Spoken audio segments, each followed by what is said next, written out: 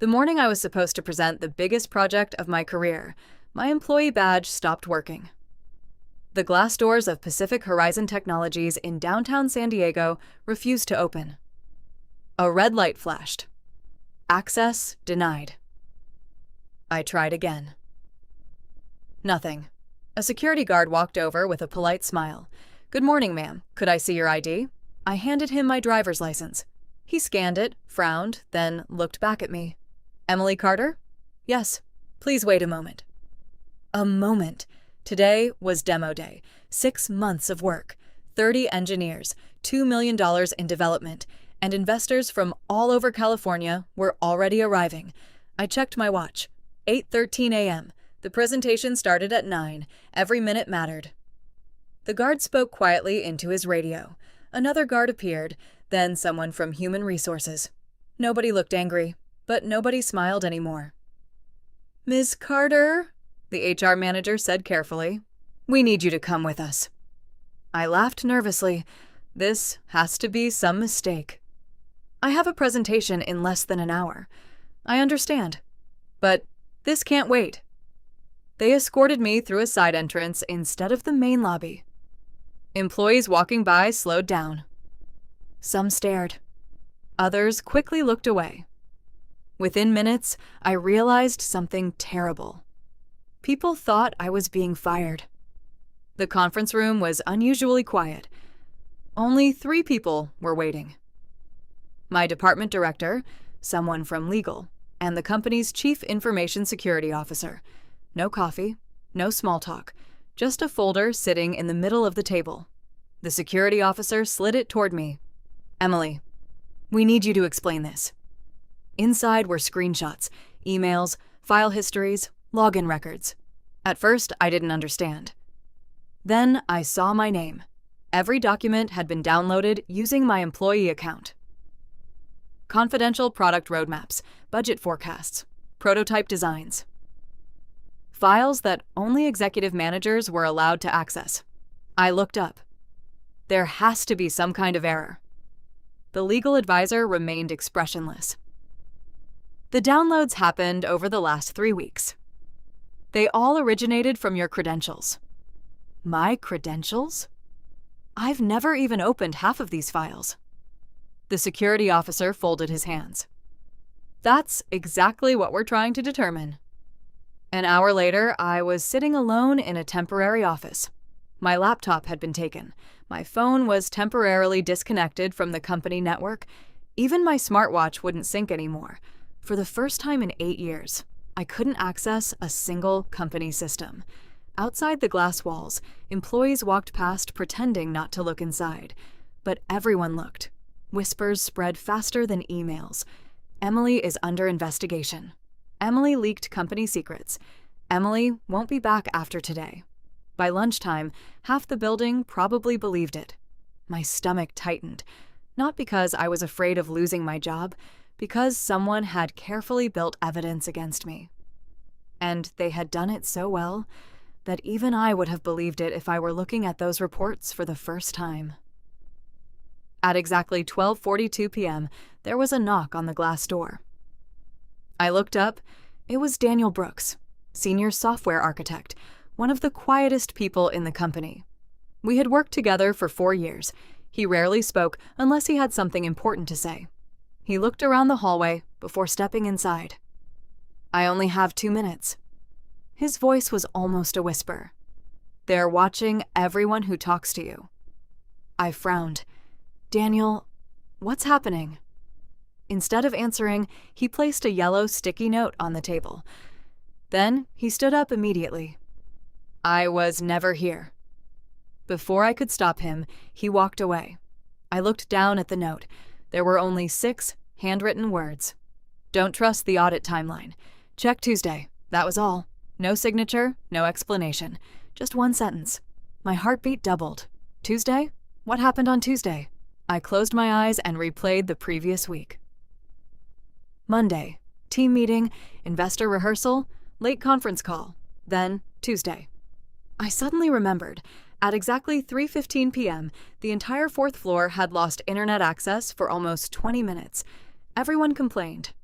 IT blamed a network upgrade.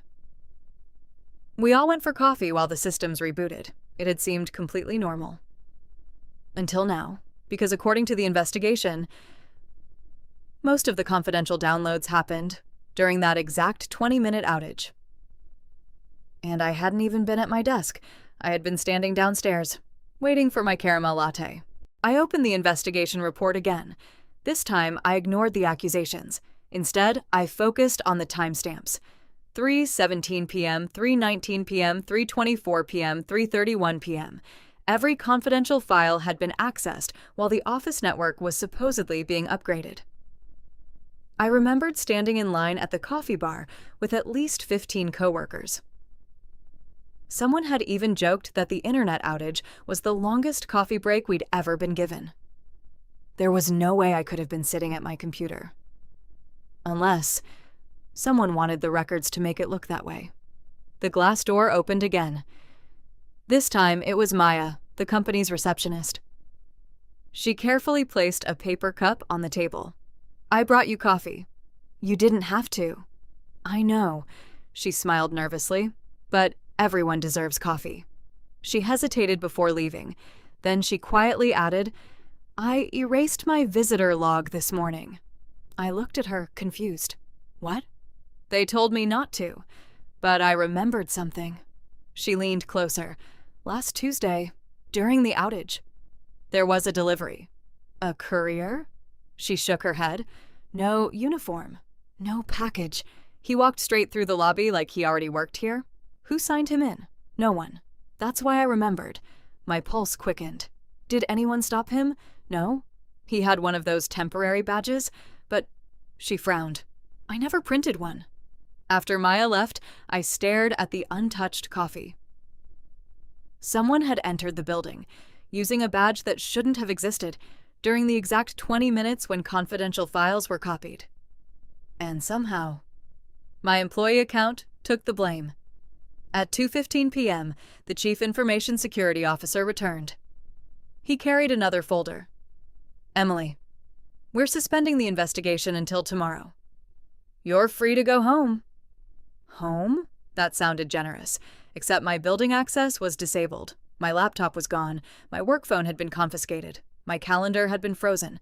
I wasn't being sent home. I was being removed. As I packed the few personal items from my temporary office, I noticed something strange. Across the hallway, several employees suddenly stopped talking. Then they all looked down at their phones, one by one, within seconds, almost like they had received the same message. The silence felt rehearsed. I walked toward the elevators. Nobody met my eyes. Not until I reached the parking garage. Daniel was waiting beside my car. He checked both directions before speaking. "They've already announced your replacement." I froze. "My replacement?" "The presentation is happening without you." I laughed in disbelief. "That's impossible. I'm the project lead." "You were?" His words landed like stones. "The board believes you violated company policy. They promoted someone this afternoon." My mouth went dry. "Who?" Daniel hesitated, then quietly answered, "Ryan Foster." I couldn't believe it. Ryan, my deputy manager, the person I had personally recommended for promotion 6 months earlier, the person I had trained, the person who always said, "I couldn't do this without you." Daniel handed me a folded sheet of paper. I printed this before IT locked everything. It was an internal schedule, tomorrow's investor presentation. The title hadn't changed. The product hadn't changed. Even the slides were mine. Only one thing was different. Presenter: Ryan Foster. At the bottom, someone had typed a new sentence. Project developed under the leadership of Ryan Foster. I stared at the page for several seconds. Every late night, every weekend, every design review, every problem our team solved together, my name had disappeared, replaced in less than a day. Daniel looked genuinely uncomfortable. I don't know who's behind this, but something doesn't add up. Ryan has been acting different. What do you mean? He suddenly knows details. Details nobody shared. He predicted the investigation before anyone else. He even cleaned out your office yesterday." My head snapped toward him. "Yesterday?" "The investigation started this morning." "I know. That's why I came. He packed your books. He boxed your family photos. He told facilities you'd be gone." A cold wave ran through me. Someone had known, long before security ever called me downstairs. Which meant this wasn't a spontaneous investigation. It was a plan. And someone inside Pacific Horizon Technologies had been preparing it for days, maybe even weeks. I unlocked my car but didn't get in. Instead, I looked back at the 23-story glass building where I had spent almost a decade building my career. For the first time, it no longer felt like my workplace. It felt like the scene of a perfectly organized setup, and I had no idea who else was involved. I didn't drive home. Instead, I parked across the street from Pacific Horizon Technologies and watched employees leave for the day. Most looked exhausted. Some laughed with coworkers. Others hurried toward the parking garage without looking up. Everything appeared completely normal. That was the frightening part. Somewhere inside that building, someone had quietly rewritten months of my career, and almost nobody noticed. At 6:48 p.m., Daniel texted me from an unknown number. "Don't reply. Meet me at Harbor Brew Cafe. Back patio." 10 minutes later, I walked into a small coffee shop overlooking the marina. The evening sun reflected across San Diego Bay. People chatted, dogs slept beneath outdoor tables, tourists took pictures of sailboats. The peaceful atmosphere felt strangely disconnected from everything happening in my life. Daniel was already waiting. He slid a tablet across the table. "I borrowed this from Quality Assurance." The screen displayed security camera footage. "No audio," he said, "but watch carefully." The recording showed the fourth-floor hallway during Tuesday's internet outage. Employees walked toward the elevators. Others headed to the break room. At 3:18 p.m., I appeared on camera, coffee in one hand, phone in the other, exactly where I remembered being. Daniel paused the video. "There." A figure wearing a gray hoodie walked into my office. The person's face was hidden beneath a baseball cap. They were inside for 12 minutes. My breathing slowed. "Can you zoom in?" He enlarged the image, still blurry, still impossible to identify. Then something caught my attention. "The shoes." Daniel looked confused. "What about them?" Pause. He froze the frame. Bright orange running shoes. Very unusual. One side had a reflective silver stripe. I had seen those shoes before. Many times. "I know those shoes." Daniel leaned forward. "You're sure?" "I've seen exactly one person wear them." "Who?" I didn't answer immediately, because saying the name out loud made it feel impossible. "Ryan Foster." Daniel remained silent. Finally he asked, "Would Ryan really do something like this?" "I don't know.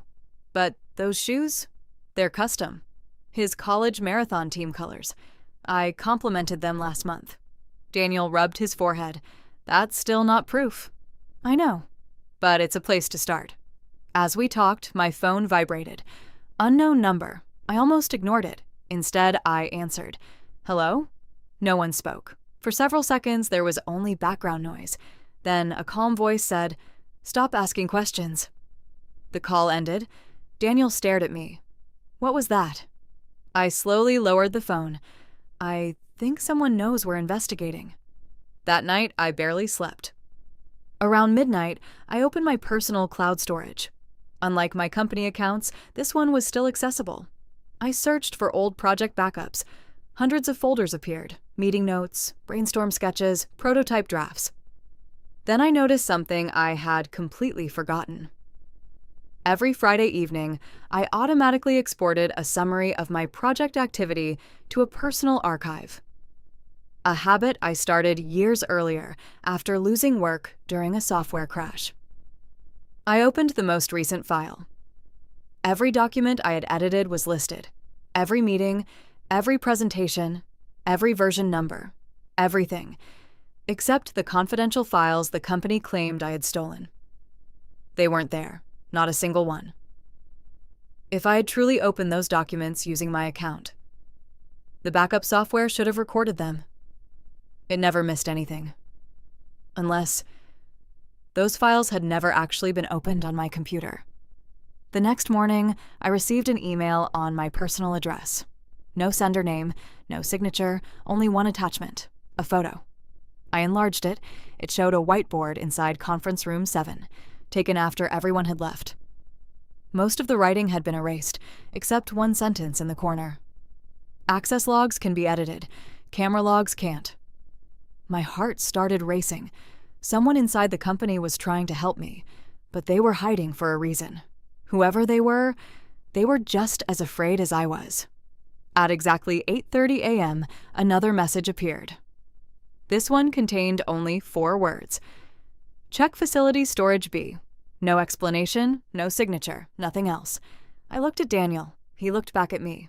For the first time since this nightmare began, we finally had somewhere to look. The next morning, Daniel picked me up 2 blocks away from the office. Neither of us wanted my car to be seen near the building. The anonymous message had mentioned Facilities Storage B. That room wasn't on any employee map. Most people didn't even know it existed. I used to help facilities during office renovations, Daniel said while parking behind the building.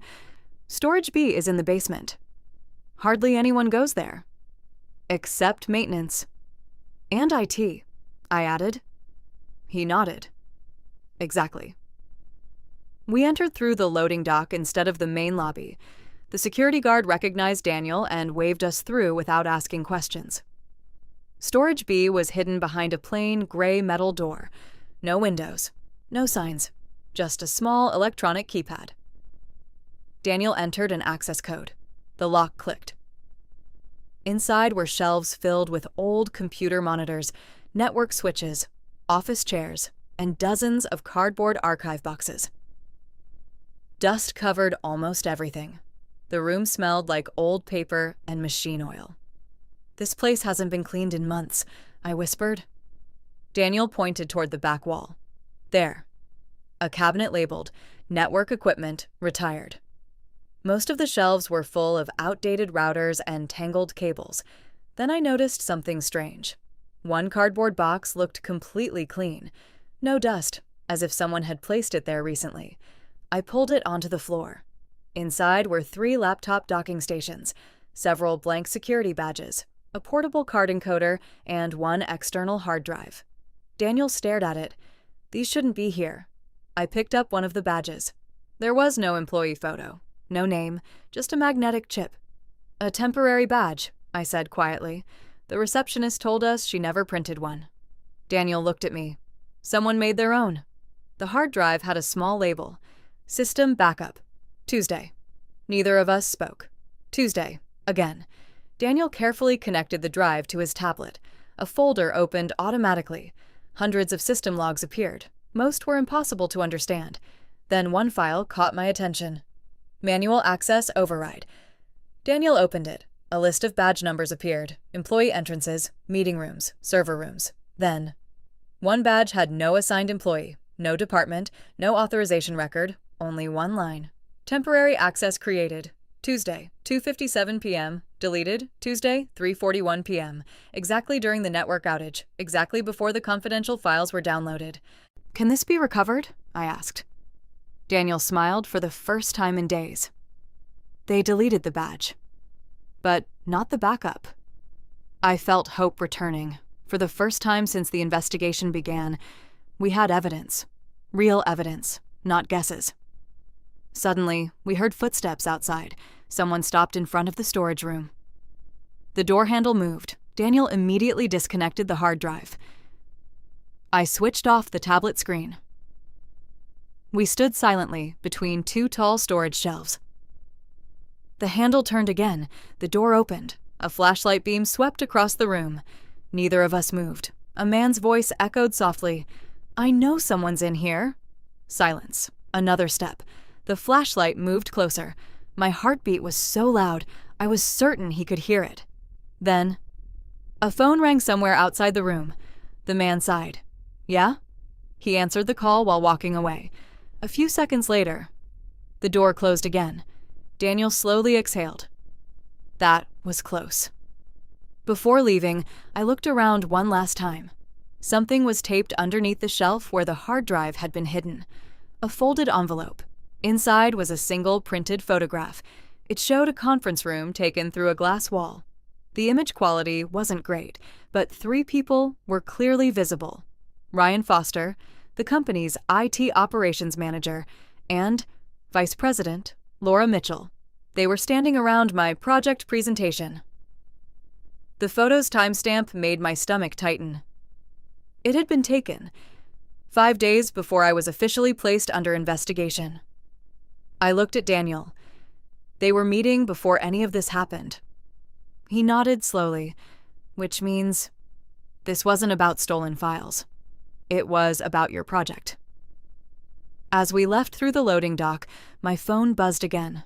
Another anonymous message. This time, there were only 2 sentences. You're finally asking the right questions, but you're still looking at the wrong person. I stopped walking. Daniel noticed my expression. What is it? I handed him the phone. He read the message twice, then quietly said, If Ryan isn't the mastermind, then someone much higher up is. For the first time, we realized we weren't investigating one dishonest coworker. We were uncovering something much bigger, and the biggest presentation in the company's history. Might have been planned long before anyone ever accused me. Daniel and I agreed on one thing before leaving the parking garage. We couldn't trust company email. We couldn't trust the office network. And we definitely couldn't assume every manager was telling the truth. If someone this senior was involved, every move mattered. We need evidence they can't erase, Daniel said. I nodded. Something outside their system. That afternoon, we met at the public library in La Jolla. Nobody from Pacific Horizon would expect to find us there. Daniel spread several printed documents across a study table. I compared every project timeline from the last year. I looked at the pages. Colored notes covered nearly every margin. What am I looking at? He pointed to 3 different projects. Notice the pattern. Every successful project had something in common. A few weeks before the final presentation, the original project lead suddenly disappeared. One manager took unexpected medical leave. Another accepted a transfer. A third resigned without warning. Different reasons, different departments, but always the same ending. Someone else presented the project. Someone else received the promotion. Someone else became the public face of months of work. A cold feeling settled in my stomach. How many times has this happened? Daniel looked down. At least 4. I leaned back in my chair. How did nobody notice? They probably did. But people leave. Companies move on. After a few months, everyone forgets. As we organized the files, my phone vibrated. This time, the message came from an unknown email address. There was only one sentence. Ask Olivia why she resigned. Olivia Sanders. The name sounded familiar. Then I remembered. She had managed the company's artificial intelligence division. Brilliant engineer. Employee of the year. She had suddenly resigned 11 months earlier. Everyone said she wanted to spend more time with family. No one questioned it. Daniel searched online. I found her. She teaches at a small startup incubator in Carlsbad now. Should we call? I shook my head. No. If this really happened before, I'd rather speak to her in person. The following morning, we drove north along the California coast. The startup campus was nothing like Pacific Horizon. No glass towers, no marble lobby, just renovated warehouses, coffee shops, bicycles, and people working outside beneath colorful umbrellas. Olivia greeted us with a friendly smile until she saw my face. Then her smile disappeared. They finally came after you too. I froze. You knew? She invited us into a small meeting room, closed the door, then quietly said, I've been waiting for someone to ask. For nearly an hour, Olivia told us everything. She had led the company's most successful research project. Months before launch, Someone claimed confidential files had been mishandled. An internal investigation began. No criminal charges. No public scandal. Just enough uncertainty to remove her from leadership. The board said they wanted stability. So they replaced me. With my assistant. What happened afterward? She smiled sadly. My assistant received a promotion. The vice president accepted an industry award, and my project won Innovation of the Year. But my name disappeared from every press release. Daniel slowly opened his notebook. This is exactly what happened to Emily. Olivia nodded. I know. I watched the investor live stream yesterday. I recognized your presentation. They were presenting your work. She stood and walked to a filing cabinet. After searching for a minute, she returned with a thick envelope. I almost threw these away. Inside were printed emails, meeting notes, calendar invitations. Most were ordinary. Then one document caught my eye. It was an internal planning memo. Across the top, someone had written, Leadership Transition Strategy. My hand stopped moving. Below the title was a sentence highlighted in yellow. Ensure project continuity while minimizing visibility of original contributors. I read it twice, then a third time. This wasn't one dishonest employee stealing credit. It looked organized, intentional, almost like a company policy that nobody was supposed to notice. Before we left, Olivia handed me a business card. If you decide to fight this, don't do it alone. Because once they realize you know the truth, they won't just protect their reputation.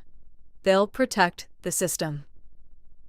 As Daniel and I walked back toward the parking lot, neither of us spoke. The ocean breeze felt cool against my face. Everything had changed. When this started, I thought I was trying to save my career.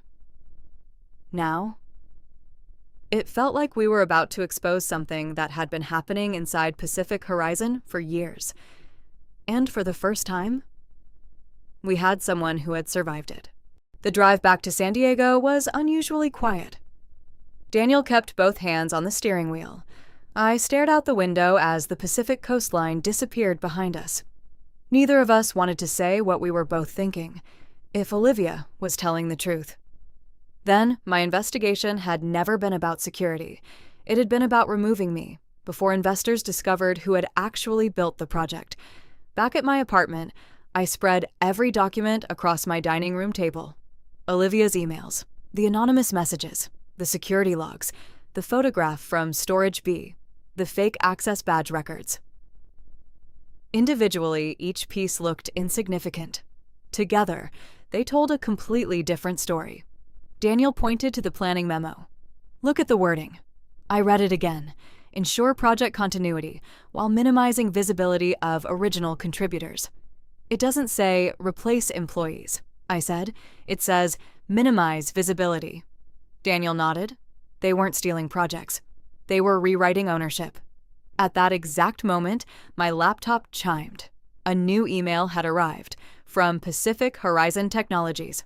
Subject, mandatory attendance, executive town hall. The meeting was scheduled for Friday morning. Every employee had been invited, including me. I frowned. My company account is still suspended. So why would they invite you? Daniel asked. I clicked the message. At the bottom was a handwritten note added after the official invitation. Please attend in person. No signature. No explanation. Someone wanted me there. The next morning, Daniel and I parked several blocks away from headquarters. For the first time all week, employees were smiling again. Colorful banners hung in the lobby. Large screens displayed a welcome message. Innovation Investor Summit executives greeted visitors. Photographers adjusted cameras. Everything looked perfect, as though nothing unusual had happened. As though I had never existed. My temporary visitor badge worked this time. The receptionist seemed surprised to see me. I thought... She stopped herself. I smiled politely. So did I. Inside the auditorium, more than 200 employees filled the seats. Investors occupied the front rows. Local business reporters arranged notebooks along the side aisle. On stage stood a giant screen showing the product I had spent months developing. Only one name appeared beneath the logo. Ryan Foster Daniel whispered, "They're making it official." The lights dimmed. Vice President Laura Mitchell stepped onto the stage. She welcomed everyone with effortless confidence. Our company has always believed in recognizing outstanding leadership. Polite applause filled the room. She continued, "Today's presentation represents months of extraordinary vision." I watched silently. Not once did she mention my name. Not once did she acknowledge my team. Everything had been carefully rewritten. Ryan walked onto the stage. The audience applauded warmly. He smiled, adjusted the microphone, and began speaking. "I've been honored to lead this incredible project." I looked at Daniel. He looked back at me. Neither of us moved. Not yet. Ryan clicked to the first slide, then the second, then the third. Every diagram, every animation, every customer case study. I knew them by heart. I had designed every single one. Halfway through the presentation, Ryan paused. The giant screen suddenly turned black. He frowned, clicked the remote again. Nothing. A technician hurried toward the projector. Murmurs spread across the audience. Laura Mitchell exchanged nervous glances with the IT manager. Something wasn't working. Then, without anyone touching the controls, the screen lit up again, but this wasn't Ryan's presentation anymore. A new title appeared, Project Development Timeline. Ryan froze. Laura stood up immediately. "What is this?" Nobody answered. Slide after slide began changing automatically. Original design drafts, meeting attendance records, version histories, timestamps. Every document clearly identified its creator. Emily Carter. The audience grew completely silent. Investors leaned forward. Reporters started taking photographs. Ryan looked as shocked as everyone else. He turned toward the control booth. I didn't, but before he could finish, the final slide appeared, a simple sentence on a white background. "Credit belongs to the people who did the work." The room remained silent.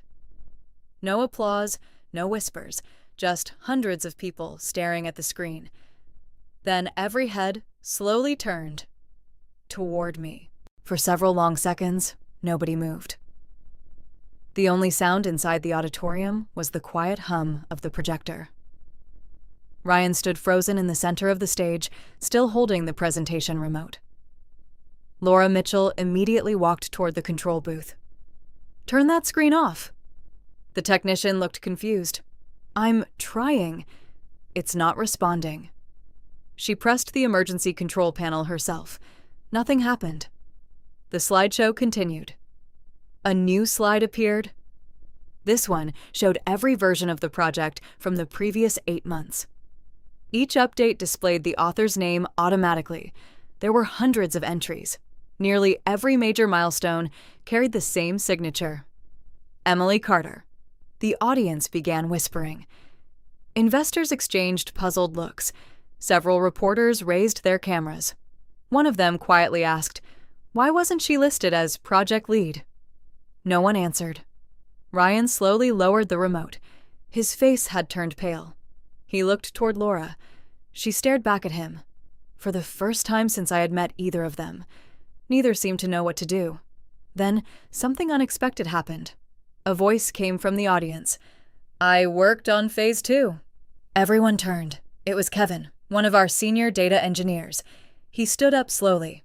Emily approved every major design review. Another employee stood, and she solved the integration issue in March. Then another, and she trained half the engineering team. Within seconds, people from different departments began speaking. Marketing, engineering, quality assurance, customer support.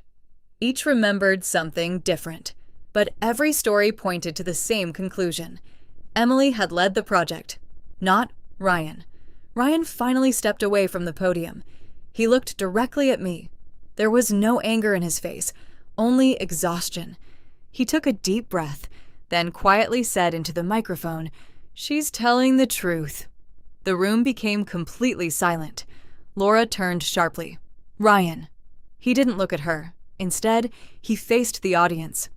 "I never built this project. I inherited it, Murmurs swept through the auditorium. I told myself I would eventually fix the record. I kept delaying. Then the investigation started. I convinced myself everything would work out. He lowered his head. It didn't. Laura stepped forward. That's enough. We'll continue today's presentation after a short break. She reached for the microphone. Before she could touch it, someone else stood up. Chairman Michael Reynolds, the company's founder. He had been sitting quietly in the front row beside the investors the entire time. Until now. I don't think we're taking a break. His calm voice filled the room. I think we're finally having the conversation we should have had days ago. No one argued. The chairman slowly walked onto the stage. He looked first at Ryan, then at Laura. Finally, at me. Emily. I have one question. I nodded. Did you authorize anyone to present your work? No. Were you informed that leadership had changed? No. Were you interviewed before the investigation concluded? No. He remained silent for several seconds. Then he turned toward the investors. I believe today's presentation has become something much more important. It has become a discussion about integrity. The chairman requested that the live investor broadcast be paused. The cameras stopped recording. But the reporters remained. Employees remained. No one left their seat. The atmosphere had completely changed. This was no longer a product launch. It had become an internal reckoning. Laura attempted one final explanation. There are procedures. There were security concerns. We acted in the company's best interest. The chairman interrupted gently. Perhaps. But procedures are only meaningful when they're fair. He looked toward the IT operations manager. I'd also like to know why temporary security badges were created during Tuesday's network outage. The manager froze. No answer came. The silence was answer enough. Then the chairman surprised everyone. He turned toward me. Emily, I'd like you to finish today's presentation. I blinked. What? You know this project better than anyone. You built it. You should introduce it. For a moment, I couldn't speak. Just a week earlier, I hadn't been allowed through the front door. Now the founder of the company was asking me to stand on its biggest stage. I slowly walked toward the podium. Hundreds of employees watched, the same people who had whispered about me days earlier. Now they waited quietly. Not because of rumors, because they wanted to hear the truth. I adjusted the microphone, looked across the audience, smiled for the first time all week, and began. Good morning, everyone. My name is Emily Carter, and I'd like to show you what our team has spent the last 6 months building. The room erupted into applause, not because a presentation had started, but because, at last, the right person was giving it. The applause lasted much longer than I expected, not because I was standing on the stage, but because everyone in the room understood what had just happened. For the first time that week, the project belonged to the people who had actually built it. I took a slow breath, then clicked to the first slide. This platform wasn't created by one person. It was built by 31 engineers, designers, analysts, testers, and customer specialists. I paused, and every one of them deserves to be recognized. Several members of my team smiled. A few looked down, clearly emotional. For months they had watched their work slowly disappear behind someone else's title. Today, their names were finally visible. The presentation lasted 45 minutes. This time, there were no interruptions, no confusion, no rewritten history. The investors asked thoughtful questions. Instead of trying to take all the credit, I answered each one by mentioning the teammate responsible. Our analytics model was designed by Kevin. The mobile interface came from Sophia's team. Customer testing was organized by Maya. One by one, people in the audience began receiving the recognition they had quietly earned months earlier. The atmosphere completely changed. Instead of a company celebrating one star employee, it became a celebration of collaboration. When the presentation ended, the room erupted into applause once again. Several investors walked directly toward our engineering team instead of the executive table. One of them smiled. "I've attended technology conferences for 20 years. I've never seen a project introduced this honestly." Another added, "That's exactly the kind of leadership we invest in." Daniel looked at me from the back of the room. He simply smiled and gave a small nod. Neither of us needed to say anything. We both knew the hardest part was finally over. Later that afternoon, the chairman invited several employees into the boardroom. Not just executives, engineers, designers, project coordinators, quality assurance, customer support. People from every department. "I've spent the last 12 hours reviewing internal reports," he began. "What I found concerns me deeply." He placed a thick folder on the table. "Our investigation isn't over. But one conclusion is already clear." He looked around the room. "A successful company cannot succeed by hiding the people who make it successful." No one spoke. Everyone listened. Over the next several weeks, Pacific Horizon Technologies changed in ways few employees expected. Project leadership became transparent. Major decisions required written approval from entire teams rather than one executive. Presentation credits automatically listed every contributor. Anonymous reporting channels were expanded. Promotion reviews included peer feedback instead of only executive recommendations. The atmosphere slowly shifted. People began sharing ideas more openly. Meetings became conversations instead of performances. For the first time in years, employees felt that their work truly mattered. Ryan requested to meet me one afternoon. We walked outside to a small park across from the office. Neither of us spoke for several minutes. Finally, he said, "I should have stopped it." I looked at him. "You still had a choice." "I know." He sighed. "I kept telling myself I wasn't hurting anyone. I was wrong." After a long silence, he extended his hand. "I'm sorry, Emily." I shook it, not because everything had been forgotten, but because people sometimes grow only after admitting the truth. Daniel laughed as we walked back toward the office. "You know." "What?" "You never actually took that vacation you've been postponing for 3 years. I smiled. "I suppose I haven't." "Maybe now you finally should. For once, without bringing your laptop." We both laughed. It felt strange, simple, normal, exactly what life had been missing. 6 months later, the company gathered once again for its annual Innovation Summit. This time, the opening screen looked different. There was no giant photo of a single executive. Instead, dozens of employee portraits appeared together. Across the screen, one sentence slowly faded into view. "Great ideas grow when great teams receive equal credit." The audience applauded before the event had even begun. I looked around the auditorium. At Daniel, at Maya, at Kevin, at Sophia. At everyone who had helped build something much bigger than software. We hadn't just created a successful product. We had helped create a better workplace. Sometimes the biggest victory isn't exposing a mistake. Sometimes it's making sure no one has to experience it again. I smiled as the lights dimmed. For the first time in a long time, walking into work no longer felt like entering a competition. It felt like joining a team. The end.